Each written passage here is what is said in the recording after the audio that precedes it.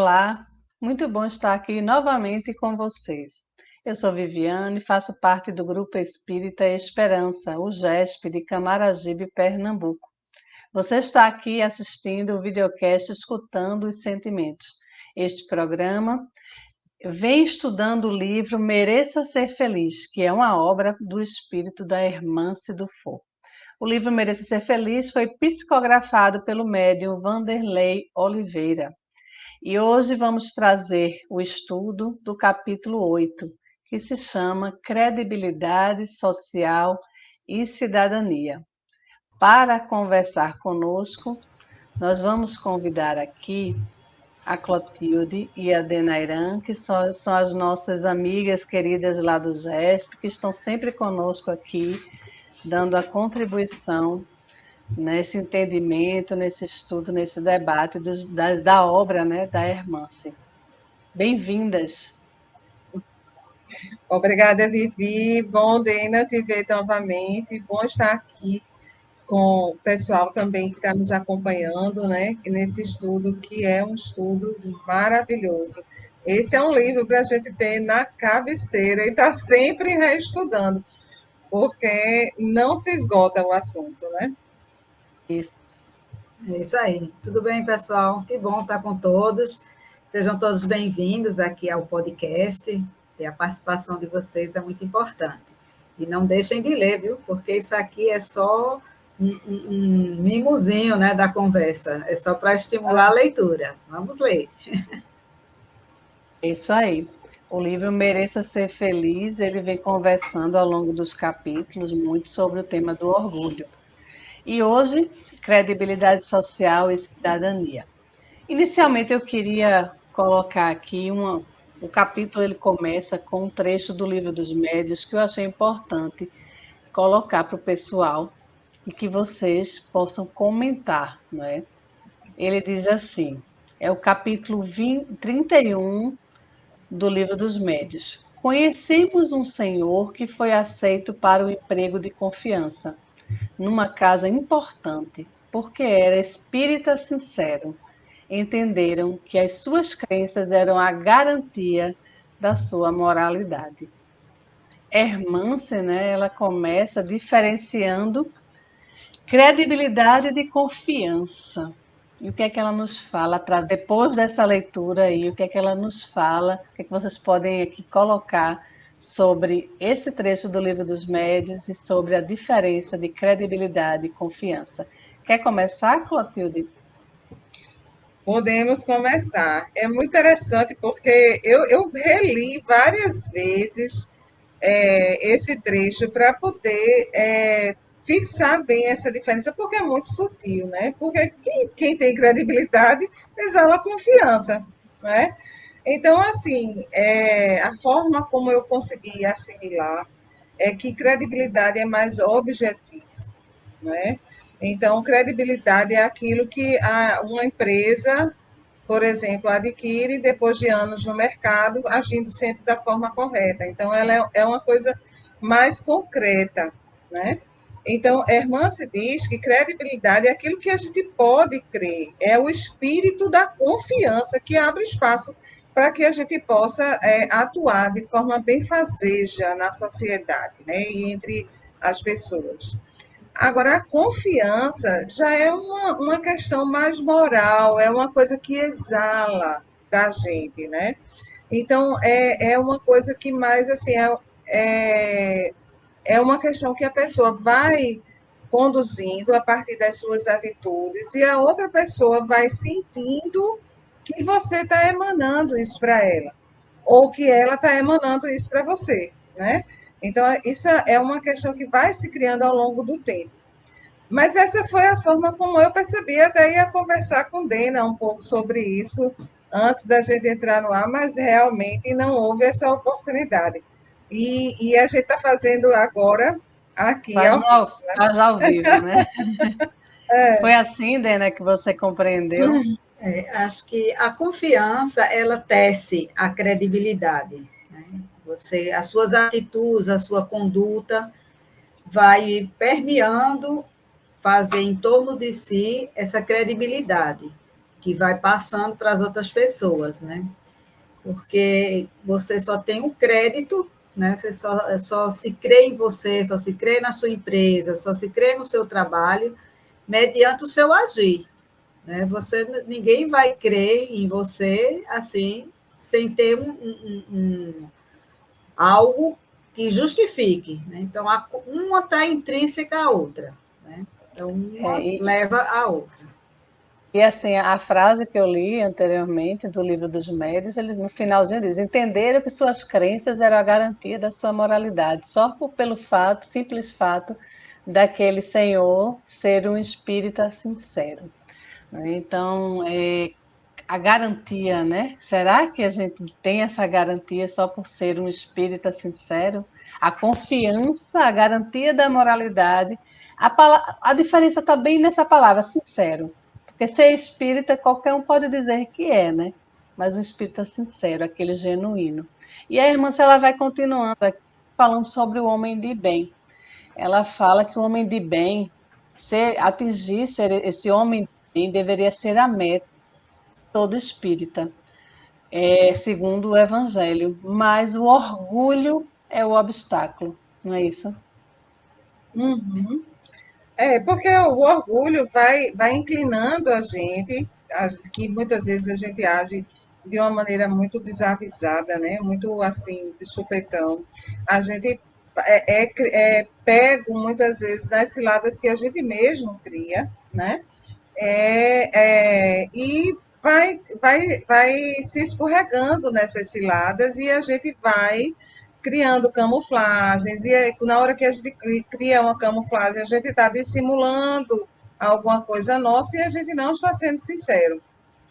Então, me parece que quando a irmã se inicia o capítulo com essa frase do Livro dos Espíritos, ela quer chamar a atenção, né, que, na verdade, não é a questão de ser espírita, mas é a questão de ser sincero. E, para ser sincero, não necessariamente vai ser espírita. Né? A gente já estudou em algum capítulo aí para trás que o espiritismo é um caminho e não o caminho. Mais uma vez, é irmã extremamente coerente, né? Ela me leva aqui a outro questionamento, né, que ela nos chama a atenção para um comportamento muito comum, não é, Dena, na comunidade espírita, que é se achar dono da verdade, do conhecimento. Né? E ela vem dizer que não é isso, né? Será que é missão nossa do espírita ser o dono da verdade ou tentar converter o outro para ser também espírita? Será que é uma missão do espiritismo isso? Vê só, pegando o gancho ainda na introdução, né? Jesus, que é o caminho, a verdade e a vida, né? Não é a religião A, a religião B, crença A, crença B, né? Porque tudo isso se reveste de novas formas de passar a mensagem do Cristo. Afirma-se que o Espiritismo é o cristianismo redivivo, não é um novo cristianismo, não está querendo se fazer presente para suplantar qualquer outra religião, de forma alguma. Eu observo o Espiritismo como um novo portal de conhecimento para o crescimento humano, né? Mas é tanto que a madureza do espírito, dos seres reencarnantes, é que vai fazer com que o planeta redesenhe essas questões morais, que faz com que hoje ainda a gente viva em questões de guerras, né? Sejam nacionais, internacionais, familiares e tudo mais. Então, essa questão de você querer suplantar com suas ideias, suas opiniões, outras crenças, violar pensamentos, tudo isso ainda é muito arraigado da humanidade, que não se une para um propósito comum, que é o bem geral, que é o progresso da Terra, porque o Espiritismo ele só vem abrindo umas portinhas, porque na época, como o Jesus falou, ele não podia dar outro tipo de alimento para a compreensão humana, né, da época. Da mesma forma como eu tenho absoluta certeza de que novos saberes, novos conhecimentos, a gente ainda também não está em condições de entender. Então, à medida que a criança cresce, o alimento vai sendo outro. Então, à medida que a gente amadurece, as informações vão se somando aquilo que o Cristo já nos deixou. E ele ainda deve ser o caminho, a verdade e a vida, como os primeiros passos dessa longa caminhada que é o progresso humano.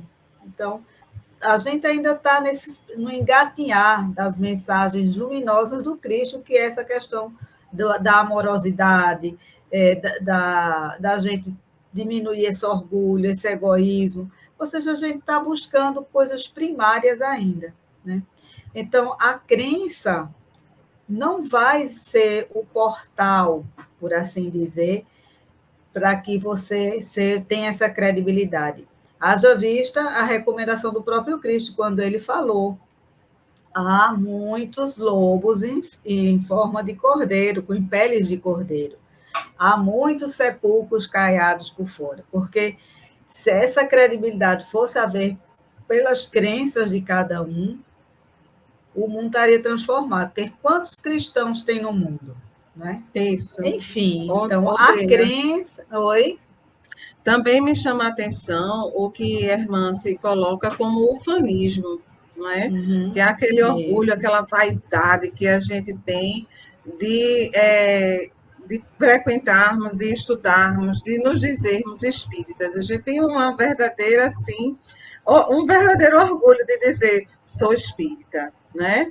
Estudo o espiritismo, pratico o espiritismo. E, na verdade, não é por aí, porque se a finalidade primeira do espiritismo é promover a transformação da pessoa, e se uma das bases que a gente tem para a transformação é justamente o combate ao orgulho e à vaidade, como que eu vou ter orgulho e vaidade de ser espírita ou de estar no espiritismo? Então, não pode. Não pode. O espiritismo, ele não é o único caminho, ele não é o melhor caminho, ele é o melhor caminho para mim. É o melhor caminho para você, para viver.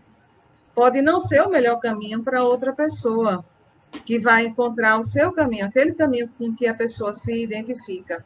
E é aquele caminho que vai facilitar o processo de transformação da pessoa. Isso é o mais importante. Isso é o mais importante. Como Dena, desculpa, Vivi, só para dar um fechamento na ideia, como Dena estava lembrando, o que o Cristo colocou, eu sou o caminho, a verdade e a vida, ninguém vai ao Pai senão por mim. E o Espiritismo é apenas, como ela colocou, um portal, para que a gente possa melhor compreender. Eu, pelo contrário, eu costumo dizer que a gente é tão orgulhoso, a gente é tão assim, que tem que descortinar um monte de informações para que a gente possa compreender e a gente possa se dar por vencido. A gente é teimoso, a minha expressão é essa. Até eu estava esquecida. A gente é tão teimoso que a gente fica teimando até com Cristo. Pois é, e a irmã, assim, de uma forma bem amorosa, ela vem nos convidar a parar de tentar converter os outros, a parar de tentar se achar esse dono da verdade. Temos também, ela coloca nesse capítulo uma coisa muito interessante, que nós temos a mania de quando, principalmente hoje, né, em tempos de rede social, temos a mania de ler, de assistir alguma coisa relacionada à doutrina espírita e querer compartilhar logo com o outro. Né? E a irmã, ela faz uma pergunta bem provocativa, que eu vou fazer para vocês aqui, só para poder a gente conversar sobre isso. Ela faz a pergunta no capítulo dizendo assim: quando nós compartilhamos algo que a gente assistiu, que a gente teve acesso, esse conteúdo, ele é significativo e valoroso para mim, que estou compartilhando, ou estamos compartilhando apenas porque achamos que vai significar só para o outro. Para mim, não. Para mim, eu não preciso, porque eu já sei esse conteúdo. Eu sou espírita, eu frequento a casa, eu leio, eu li Kardec, né? Eu vi, né? Aí não, eu pensei logo em fulano. Ela vai e faz essa pergunta que eu acho assim, bem provocativa para a gente trazer essa reflexão. Será que a gente está pensando que só o outro precisa ouvir aquilo, só o outro precisa saber daquilo? Pois é, eu acho que tem um pouquinho das duas coisas. E assim, porque quando a gente, assim, não é errado você querer compartilhar. Então, Sim. você compartilha coisas boas, né? Então, se eu leio um assunto, eu vejo algo que realmente me fez lembrar fulano, que com esse toquezinho mágico, de repente a pessoa vai refletir sobre determinadas atitudes, determinado comportamento, sem precisar diretamente eu chegar para a pessoa e dizer, provocando ela. Então, assim, a questão não é o compartilhar, eu acho que compartilhar cabe a gente, de alguma forma.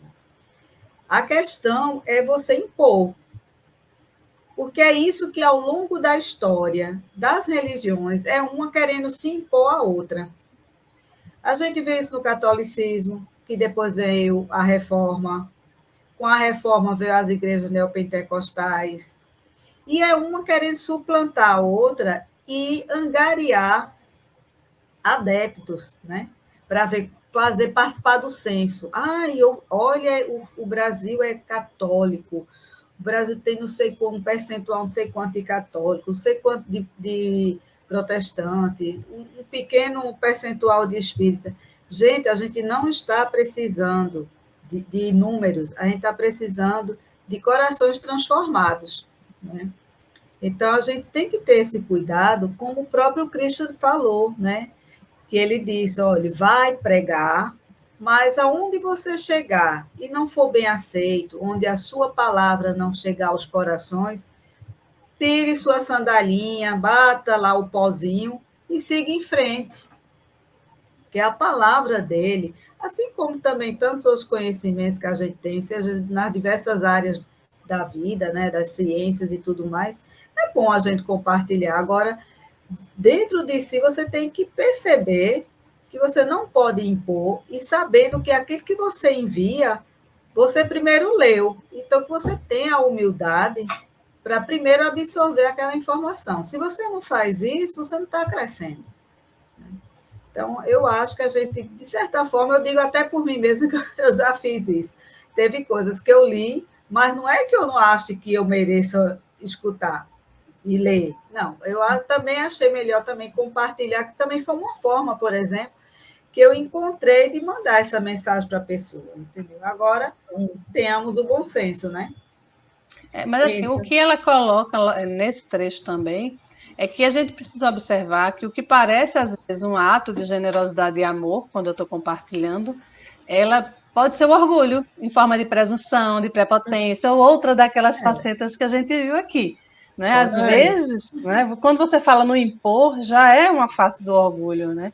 Essa imposição aí, por quê? Porque eu sou presunçoso, sou prepotente, eu acredito que por ser espírita, eu sei mais, eu tenho a verdade ali, e às vezes essa verdade não está nem dentro de mim. Nem dentro de mim. Também, como você vai falar, vai comunicar. Né? Eu acho muito importante. Depende da intenção, né? Eu acho muito importante, por exemplo, quando já foi dito muitas vezes lá no gesto, olha, a pessoa veio aqui em tratamento, teve o conhecimento, mas você pode e deve ter a sua crença pessoal, porque tem gente que gosta de ir para a sua igreja, tem gente que vai orar no seu santuáriozinho. E qual é o problema? Então, as suas crenças podem se somar às informações que o Espiritismo traz sobre a reencarnação, sobre que a vida continua. E qual é o problema, né? Então, assim, a gente tem que abrir sempre os leques para que as pessoas se permitam andar livremente pelos espaços religiosos e que ela passe pelo processo da transformação, que é exatamente esse homem de bem, que não é só para o espírito, é para a humanidade. O objetivo da gente no processo reencarnatório é esse. é a nossa melhora e a nossa contribuição junto ao planeta. Eu costumo citar em algumas situações, e penso que aqui se encaixa, duas circunstâncias, né? Uma de grande aprendizado para mim, que foi com uma cunhada evangélica, né? Então, veja, não é uma verdade espírita, é uma verdade cristã. Então, a gente conversando, ela trouxe aquele contexto e eu parei assim, e por mais de uma ocasião, né, certo? Por mais de uma ocasião. Eu parei e refleti, rapaz, é verdade, esse trecho aí, essa passagem da fala do Cristo, eu não tinha compreendido dessa forma. E ela me trouxe uma nova forma de compreender, e isso se encaixa em mim, na minha necessidade de compreensão e de crescimento naquele momento. E um outro momento que eu já citei aqui no nosso estudo, mas que também relembro agora, foi de um momento numa reunião lá no GESP, em que apresentou-se um irmão nosso, um companheiro que outras pessoas chamariam de um obsessor, e ele chegou e disse: Você está pensando o quê? Então você está pensando, está se candidatando a santa? Olha, você faz assim, assim, assim, assim. E isso não é a atitude de quem se candidata a santa. Tá pensando que aí disse lá uma expressão que eu não lembro agora, mas tirando onda da minha cara, né? E ali ele me alertou. Então, assim, quais são as verdades? Aonde está a verdade? Conhecerás a verdade, como Dena bem lembrou. Conhecerás a verdade e a verdade vos libertará. E onde está essa verdade? Essa verdade pode estar numa conversa como a que a gente está tendo agora, pode estar numa conversa com uma pessoa no meio da rua, pode estar numa conversa que você vai numa celebração de um casamento, num culto ecumênico, numa conversa com a vizinha, ou nas suas reflexões. Né? Então, existem diversas fontes. O espírito que quer evoluir verdadeiramente tem que estar aberto para escutar a verdade de onde quer que ela venha e refletir sobre isso.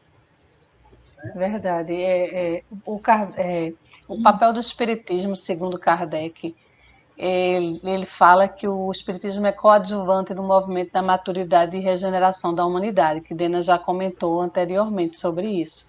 E essa palavra aí, coadjuvante, né? Quando a gente diz isso, para muita gente ouvir isso é uma grande decepção. Muita gente que eu falo dentro da doutrina, Sim. porque muita gente que está nos assistindo, porque o espírita, em sua maioria, ele não foi ensinado, ele não aprendeu a ser coadjuvante, né?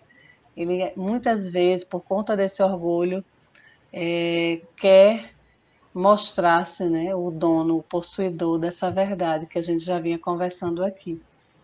Mas, enfim, o tema do capítulo vai falar de credibilidade, e ela coloca rapidamente o caminho para que a gente possa alcançar. Não sei se vocês podem comentar um pouquinho sobre qual o caminho para a gente atingir essa tal credibilidade. Eu hoje estou deixando para a Dena começar todas as falas, percebeu?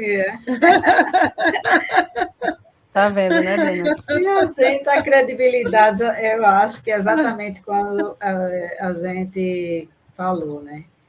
A gente seguir os ensinamentos do Cristo, né? Ele, como falei, ele é o caminho, a verdade e a vida. Não adianta você se encher de conhecimento se as suas atitudes não te acompanham. Então, não é por você ser um gestor, não é por você ser um padre, um pastor, um dirigente espírita, um palestrante, se não é abonado pelo seu comportamento. Em outra situação, quantas pessoas não são cristãs, quantas pessoas não são espíritas, que nunca ouviram falar de espiritismo, pessoas em outros países que têm outro tipo de religião. Então, essa questão de ser o bambambam, bam, bam, né? Assim como foi imposto aos índios a mudança para o cristianismo, né? Teve toda aquela catequese, né, que veio para os os índios na época, depois uma outra massa muito grande para as pessoas mudarem e ser religião protestante, reformista. Então, essa confusão toda dentro da sociedade é tudo em busca de fazer com que as pessoas sejam melhores. Só que cada pessoa tem seu tempo, tem o seu momento, mas inegavelmente a gente tem um guia, que é Jesus, e acima de tudo, uma justiça chamada consciência, que por mais que você queira deixa ela adormecida, mas ela sempre te acusa, porque isso faz parte da nossa natureza, da nossa criação divina. Então, a credibilidade ela se conquista exatamente, paulatinamente, pela sua conduta que vai corroborando dia após dia a sua mudança, através de suas virtudes e do seu comportamento perante a sociedade. Porque a gente está cheio de conhecimento e a gente está cheia de religiões no planeta, né? Só falta a gente praticar o bem. Duas coisas só para complementar o que Dena estava falando. E um pouco também para complementar o que o Vivi introduziu aí nessa última fala nossa. A questão do espiritismo, que Kardec colocou, que o espiritismo se tornaria uma crença geral e não uma religião geral. Ele não vai ser a única religião, de forma nenhuma. Mas todas as verdades que o espiritismo traz serão de crença geral, ou seja, todas as pessoas conhecerão e acreditarão. E eu penso que isso já começa a acontecer. Quantas e quantas pessoas, mesmo não sendo espíritas, hoje falam na próxima encarnação. Da próxima vez eu quero nascer assim, eu quero nascer assado. Já fazendo, de certa forma, uma programação. A gente não sabe se vai ser assim mesmo, porque vai depender da necessidade reencarnatória, né? Não é bem do jeito que a gente quer, mas é do jeito que precisa. E a outra questão, que aí complementando realmente tudo que Dena falou, que eu endosso totalmente, é a questão da amorosidade. Certa vez eu li dentro de algum dos livros espíritas aí que a gente lê, eu sou péssima para me lembrar de nome de livro, mas falando assim que é necessário a gente reencarnar, eu creio, até dentro do Evangelho mesmo fala sobre isso, é necessário que a gente reencarne diversas vezes dentro daqueles grupos, muitas vezes com as mesmas pessoas, para ir pouco a pouco aperfeiçoando essas relações. Né? A gente vai aprendendo a perdoar, a compreender, vai também aprendendo a pedir perdão, e nesse processo de convivência a gente vai evoluindo, e que todas as relações tendem para o amor. Não o amor carnal entre homem e mulher, ou entre duas pessoas, como hoje a gente já sabe que né? Não é necessariamente entre homem e mulher, mas não é o amor carnal, mas é aquele amor que transcende a matéria. É o amor que existe entre nós três, é o amor que existe entre pessoas que se amam, independente da forma que tem, né? E, inclusive, também em razão dessa forma. Esse aperfeiçoamento, que a forma mais próxima que a gente tem dele, segundo o relato dos espíritos, é o amor entre mães e filhos, né? Então, a essa perfeição que as relações humanas precisam conduzir. E é em cima dessa necessidade evolutiva que vem o espiritismo, coadjuvando, né, auxiliando, ajudando a gente a se compreender e a compreender a vida melhor, para que a gente possa realizar esse processo de transformação. E eu queria só provocar um pouquinho aqui, que eu acho que eu já disse isso em outro estudo, mas eu achei uma posição fantástica, né? Eu vi acho que numa colocação espírita outro dia, qual é a cor da floresta. Aí todo mundo diz verde, né? Porque a gente vê aquela foto maravilhosa da floresta lá, a copa das árvores, tudo verdinho. Mas, na verdade, a cor da floresta quem faz é cada folha. Então, a humanidade estará transformada quando as pessoas que compõem essa humanidade se transformarem. E é nesse sentido que o Espiritismo trabalha. para ajudar cada pessoa individualmente a transformar, e cada um se transformando vai transformar a sociedade. Perfeito. Né? Eu ainda vou dizer só mais uma coisinha, né? Que inclusive tem em um dos livros da Hermance, que ela diz assim: quem sabe pode muito, quem ama pode mais. Então, os conhecimentos são facilitadores, mas a mão na massa tem que ser colocada e colocada com amor. A gente não está aqui para substituir religião de ninguém. Teorizar, né? Teorizar, encher de coisas. Não. A leitura, o conhecimento, graças a Deus, né, que se traz para a gente, que eu lhe digo mais ainda, a gente hoje não é nem para duvidar, né, quando a gente tem um parente que desencarna, de uma doença que chega para a gente, de uma situação que a gente hoje sabe que tem uma origem, que é uma consequência. Eu admiro muito as pessoas que ficam confiantes em Deus sem nem ter esse conhecimento, né, que a gente hoje tem. E se mantém firme, se coloca nas mãos de Deus e sem revolta. Né? Então, imagina, a gente já tem esse conhecimento. Então, mais do que nunca, a gente tem que ser esse exemplo de paciência, por assim dizer, quando a gente está passando pelas turbulências. Mas a gente ainda é muito verde. O espiritismo é muito recente. A nossa origem sempre deve ter sido do catolicismo ou do protestantismo. Então, a gente também traz ainda muita coisa dessa arraigada na gente. E esse espírito competitivo, esse espírito ainda que a gente tem das nossas ideias e das nossas formas de pensar sejam prepotentes, né? Que sejam impostas, sejam as verdades. Então, esse espírito ainda embrutece muito a gente e termina tirando a credibilidade. Né? Então, a gente precisa realmente sermos pessoas que seja pão, queijo, né? Alguma coisa que você diz, você seja uma pessoa que realmente possa praticar de alguma forma pelo menos 80% daquilo que você fala, porque senão já era, né? Perfeito. Com isso, eu queria agradecer a Clotilde e a Dena, agradecer a você que está nos assistindo, e que possamos ser esses tais cidadãos universais que a irmã se traz no capítulo, aquelas pessoas que vivenciam, sentem o Espiritismo, né? E não apenas falam o Espiritismo, né?